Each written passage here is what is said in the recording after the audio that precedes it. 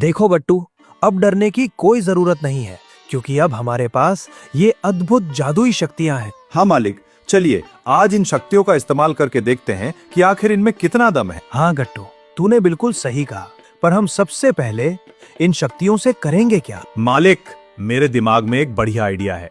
क्यों ना हम इन शक्तियों से एक शानदार जादुई महल बनाएं, फिर हम आराम से वहीं रहेंगे। तभी अचानक वहाँ अंगूठी के रक्षक देव प्रकट हुए। रुको राजू और गट्टू, इन शक्तियों का प्रयोग करने से पहले मेरी बात गौर से सुन लो। प्रणाम देव। मैं इस अंगूठे का रक्षक हूँ। इसकी शक्ति से तुम पूरी दुनिया पर राज तो कर सकते हो, पर इसके साथ कुछ पाबंदियां भी जुड़ी हैं। पाबंदियां?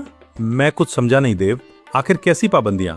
इस अंगूठी की शक्तियों का उपयोग तुम दिन में केवल 2 बार ही कर सकते हो, और यदि तुम दोनों कभी अलग हुए तो तुम दोनों को दिन में सिर्फ एक बार ही शक्ति इस्तेमाल करने का अधिकार होगा। देव, क्या इसका मतलब है कि हम दिन में 2 बार अपनी मर्जी से कुछ भी मांग सकते हैं? हाँ गट्टू, तुम कुछ भी मांग सकते हो, परंतु क्या देव? साफ साफ कहिए, आखिर बात क्या है? परंतु तुम दोनों एक ही शक्ति से 2 भागों में विभाजित हुए हो, इसीलिए तुम इस शक्ति का प्रयोग कभी भी एक दूसरे के लिए नहीं कर पाओगे। देव, मैं कुछ समझा नहीं, जरा खुलकर बताइए कि आप क्या कहना चाहते हैं। जैसे अगर राजू को कुछ हो जाए तो गट्टू तुम उसे अपनी शक्तियों से ठीक नहीं कर पाओगे। यही राजू के लिए भी है। तुम शक्तियों से किसी को भी ढूंढ सकते हो, पर अगर तुम दोनों अलग हुए तो एक दूसरे को ढूंढने के लिए तुम्हें आम इंसान की तरह अपना दिमाग लगाना होगा। इतनी जरूरी चेतावनी देकर रक्षक देव अचानक हवा में ओझल हो गए। गट्टू यार, देव ने जो बात कही है वो वाकई सोचने वाली बात है। हमें बहुत संभल कर रहना होगा। अरे मालिक, छोड़िए भी, अब हमारे पास दुनिया की सबसे बड़ी शक्तियां हैं। चलिए अब कुछ आजमा कर देखते हैं। हाँ गट्टू, वैसे क्या ट्राई करें? तुम ही कुछ बताओ, आखिर शुरुआत कहाँ से की जाए? क्यों ना हम एक जादुई दरवाजा बनाएं, जिससे हम पलक झपकते ही दुनिया में कहीं भी जा सकें। अरे हाँ गट्टू, क्या दिमाग पाया है तूने। मान गया भाई, चलो फिर देर किस बात की। राजू अपनी शक्तियों का आह्वान करके और देखते ही देखते उनके सामने एक रहस्यमयी जादुई दरवाजा प्रकट हो जाता है। मालिक, अब बताइए कि सबसे पहले हम इस दरवाजे से होकर कहाँ जाएं? गट्टू, क्यों ना हम सबसे पहले उस ढोंगी तांत्रिक और धोखेबाज साधु से अपना बदला लेने चले? हाँ मालिक, पर पहले हम कहीं और घूम कर आते हैं। क्यों ना हम सबसे पहले अपने घर चले? हाँ गट्टू, तू बिल्कुल सही कह रहा है। सबसे पहले हम अपने घर ही चलते हैं, चलो। राजू और गट्टू को इस बात का जरा भी अंदाजा नहीं था कि इन शक्तियों का बिना सोचे समझे इस्तेमाल उन्हें कितनी बड़ी मुसीबत में डाल देगा। और वे दोनों उस जादुई दरवाजे के अंदर कदम रख देते। राजू देखता है कि वो अपने घर तो पहुंच गया है, परंतु उसके साथ आया गट्टू कहीं गायब था। गट्टू, ओ गट्टू, कहाँ गया तू?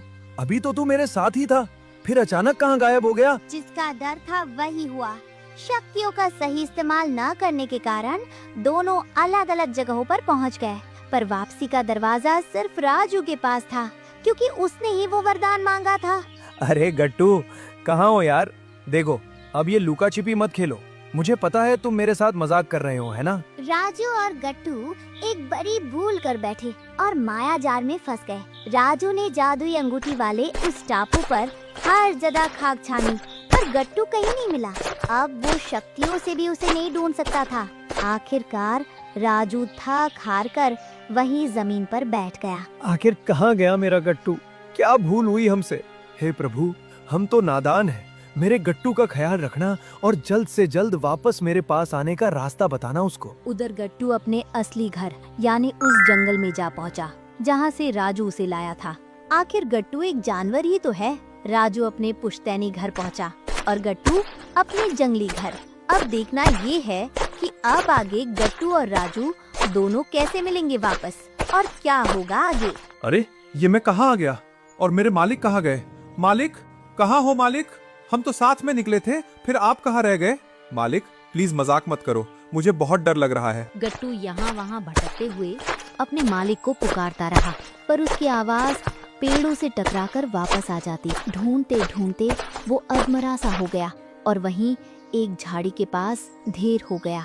देखते ही देखते सुबह की रोशनी ढली और जंगल में स्याह शाम पसर गई, पर राजू का कहीं अता पता न था। तभी गट्टू के पेट में भूख से मरोड़ उठने लगी और वो गहरी सोच में डूब गया। बहुत भूख लगी है गट्टू, अब रोने से काम नहीं चलेगा। चल अब खुद ही कुछ खाने का इंतजाम करना पड़ेगा। गट्टू जंगल से बाहर निकलने का रास्ता खोजते खोजते एक छोटे से गांव में जा पहुंचता है। वहां एक घर की खिड़की से आती रोशनी देखकर उसकी उम्मीद जाग जाती है। वो भूख से बेहाल होकर उस घर के बाहर खड़ा हो जाता है और चिल्लाने लगता है, अरे भाई कोई है? ओ भाई जरा बाहर तो आओ, सुन रहे हो या नहीं? कोई है इस घर में? राधा, ओ राधा, उठो भाग्यवान, देखो तो जरा बाहर कौन है। इस बेवक्त हमें कौन आवाज लगा रहा है? अरे छोड़िए भी बिरजू जी, कोई राहगीर होगा जो रास्ता भटक गया होगा। इतनी रात को अपनी नींद खराब मत कीजिए, चुपचाप सो जाइए। अरे भाई मैं बाहर कब से भूखा प्यासा खड़ा हूँ, कोई तो मेरी बात सुनो। क्या इस घर में कोई नहीं है जो एक भूखे की मदद कर सके? उनकी आवाज सुनकर दोनों बाहर निकलकर देखते हैं, पर वहाँ उन्हें कोई दिखाई नहीं देता। अजी देखो, यहाँ तो सन्नाटा है, सिवाय इस गधे के और कोई नहीं दिख रहा। राधा, लगता है हमें सुनने में धोखा हुआ है, चलो वापस अंदर चले। अरे भाई ये कोई भ्रम नहीं है, मैं आपके सामने साक्षात खड़ा हूँ और ये मेरी ही आवाज है जो आप सुन रहे हैं। अरे बाप रे, अनर्थ हो गया। राधा भागो यहाँ से, ये कोई साधारण जानवर नहीं, बोलता हुआ भूत है। अरे डरो मत, मैं कोई भूत नहीं हूँ, बस मुझे बहुत जोरों की भूख लगी है।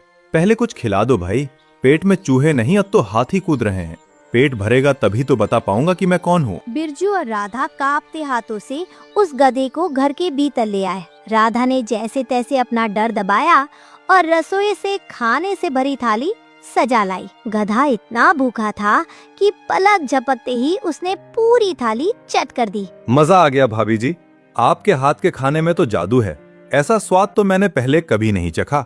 अब सच सच बताओ भाई, तुम आखिर हो कौन और तुमने इंसानों की तरह बोलना कैसे सीखा? सच तो ये है कि मैं कोई मामूली गधा नहीं हूँ, मैं एक जादुई गधा हूँ और बहुत दूर जादुई टापू से यहाँ आया हूँ। पर मैं रास्ता भूल गया और इस चक्कर में अपने मालिक से भी बिछड़ गया हूँ। जादुई गधा? हमें तो तुम्हारी बातों पर भरोसा नहीं हो रहा, कहीं तुम कोई भेष बदलने वाले राक्षस तो नहीं हो? नहीं भाई, मैं तो बस एक बेसहारा जीव हूँ। अगर आप मुझे छोटा सा कोना दे दें तो मैं बदले में आपकी खूब सेवा करूंगा। बस तब तक आसरा दे दीजिए जब तक मुझे मेरे बिछड़े हुए मालिक नहीं मिल जाते। बिरजू अब भी गहरी सोच में डूबा था कि इस अजनबी गधे को पनाह देना ठीक होगा या नहीं। उसे अपनी आंखों पर भरोसा ही नहीं हो रहा था, जैसे ये सब हकीकत नहीं बल्कि कोई अजीब सा सपना हो। जी जरा इसकी तरफ तो देखिए, ये बेचारा कितना लाचार खड़ा है। भले ही ये बोलने वाला अनोखा गधा है, पर आखिर है तो एक भूखा जीव ही। जब इसने इतनी उम्मीद से हमसे सहारा मांगा है तो हमारा फर्ज बनता है कि हम इसकी मदद करें। भाभी जी आपका बहुत बहुत शुक्रिया। अब आप बस देखती जाइए ये गट्टू कैसे आपके जीवन को खुशियों से भर देता है और आपकी दुनिया ही बदल देता है। रात बीती और सुनहरी सुबह हुई। सूरज की पहली किरण के साथ ही बिरजू अपनी रोजाना की मेहनत के लिए खेतों की ओर निकल पड़ा। राधा, मैं काम के लिए निकल रहा हूँ, आज खेतों में बहुत सी मेहनत बाकी है, लौटते लौटते शाम हो जाएगी। बिरजू भैया, अकेले जाने की क्या जरूरत है, मुझे भी अपने संग ले चलिए। मैं वादा करता हूँ कि आपके बोझ को हल्का कर दूंगा और काम में हाथ बटाऊंगा। ना बाबा ना, तुम यहीं रहो। अगर किसी ने तुम्हें बोलते सुन लिया तो गांव में तमाशा खड़ा हो जाएगा, लोग तुम्हें देखने के लिए भीड़ लगा देंगे। भैया भरोसा रखिए, मैं एक शब्द भी नहीं बोलूंगा, बस मुझे अपने संग ले चलिए, मैं शांत रहूंगा। ठीक है चलो, पर मेरी एक शर्त है, रास्ते में मुंह मत खोलना, खेत पर कोई दिख जाए तो एकदम चुप रहना, बहुत जरूरी हुआ तभी बोलना, वरना बस इशारा करके ही काम चलाना। फिक्र मत कीजिए, इंसानों के सामने मैं सिर्फ एक मामूली गधा ही बना रहूंगा। बिरजू और गट्टू खेतों की ओर निकल पड़े। अभी वे रास्ते में ही थे कि तभी सामने से गांव के मुखिया जी आते दिखाई दिए। राम राम बिरजू भाई, ये नया गधा कब खरीदा? देखने में तो बड़ा हट्टा कट्टा और फुर्तीला लग रहा है। राम राम मुखिया जी, इसे कल ही घर लाया हूँ। स्वभाव थोड़ा विचित्र है पर काम में बहुत माहिर है। इसकी आंखों में तो गजब की चमक है, बड़ी समझदारी झलक रही है। क्या नाम रखा है इसका? गत्तू है? अरे ठहरो, क्या अभी कोई आवाज सुनाई दी? अरे नहीं, इसके पेट से गुड़गुड़ाहट हो रही होगी, लगता है सुबह ज्यादा ही चर लिया इसने। अच्छा मुखिया जी अब निकलते हैं, देर हो रही है। चल रे गट्टू, जल्दी बढ़। दोनों बातें करते करते खेत पर आ गए। कुछ देर कड़ी मेहनत करने के बाद बिरजू थक कर चूर हो गया और सुस्ताने के लिए एक पेड़ की छांव में लेट गया। आज तो बहुत काम हो गया। गट्टू, मैं जरा इस पेड़ के नीचे आराम कर लेता हूँ, मेरी कमर दुखने लगी है। खेत तो जोत दिया पर बीज खरीदने के पैसे कहाँ से लाऊंगा? घर में खाने के लाले पड़े हैं, राधा के पास ढंग के कपड़े नहीं है और ऊपर से साहूकार का डर। हे भगवान, ये तंगी कब दूर होगी? अरे भैया, आपकी आंखों में आंसू क्यों हैं? क्या मैंने अपना काम ठीक से नहीं किया जो आप इतने दुखी हैं? नहीं गट्टू, तुम तो बहुत मेहनती हो, पर हम इंसानों की मुसीबतें बहुत बड़ी हैं। सिर्फ जी तोड़ मेहनत से पेट नहीं भरता, कभी कभी नसीब का साथ होना भी जरूरी है। गट्टू से बिरजू का दुख देखा नहीं गया। उसने अपनी आंखें मूंद ली और अपनी गर्दन को जोर से हिलाया। देखते ही देखते हवा में एक सुनहरी रोशनी चमकी और बिरजू के पास अनाज से ठसाठस भरी एक बोरी खुद ब खुद आ गई। अरे, ये अनाज का ढेर अचानक यहाँ कहाँ से आ गया? गट्टू, ये सब क्या है? क्या मैं कोई सपना देख रहा हूँ? भैया, ये आपकी नेकी का इनाम है। मुझसे आपका दुख बर्दाश्त नहीं हुआ, पर मेरी एक चेतावनी हमेशा याद रखना। कैसी चेतावनी गट्टू? तुम कहना क्या चाहते हो? मैं रोज आपकी एक इच्छा पूरी करूंगा, पर याद रहे, सिर्फ जरूरत के लिए मांगना, लालच के लिए नहीं। और ये राज सिर्फ हमारे और भाभी के बीच रहे। किसी और को पता चला तो मेरा जादू खत्म हो जाएगा और मैं चला जाऊंगा। मैं वादा करता हूँ गट्टू, मैं कभी लालच नहीं करूंगा और ये बात छिपा कर रखूंगा। तुमने तो मेरी सारी चिंता ही मिटा दी। शाम होते ही बिरजू घर लौटा और अनाज से भरी भारी बोरी आंगन में धप से रख दी। अरे, इतनी भारी बोरी, इसमें क्या लाए हो जी? और इतना सारा सामान कहाँ से मिला? राधा, पहले इसे खोलकर तो देखो, फिर खुद जान जाओगी। अरे, ये तो अनाज है। घर में तो एक दाना भी नहीं बचा था। मुझे लगा आज हम सब भूखे सोएंगे। पर सच बताओ, इतने पैसे कहाँ से आए? राधा, अब तुम्हें सच बताना ही होगा। ये अनाज न मैंने खरीदा है, न किसी ने दान दिया है। ये सब हमारे गट्टू का चमत्कार है। क्या? गट्टू ने? पर एक गधा ये सब कैसे कर सकता है? हाँ भाभी, ये सच है। मैंने ही अपनी शक्ति से ये अनाज मंगाया है। राधा, गट्टू मामूली नहीं है। वो रोज हमारी एक जरूरत पूरी करेगा, पर शर्त है कि हम लालच नहीं करेंगे और ये राज किसी को नहीं बताएंगे, वरना वो हमें छोड़कर चला जाएगा। अरे वाह गट्टू, तुम तो हमारे लिए भगवान बनकर आए हो। हम गरीब जरूर हैं, पर स्वार्थी नहीं।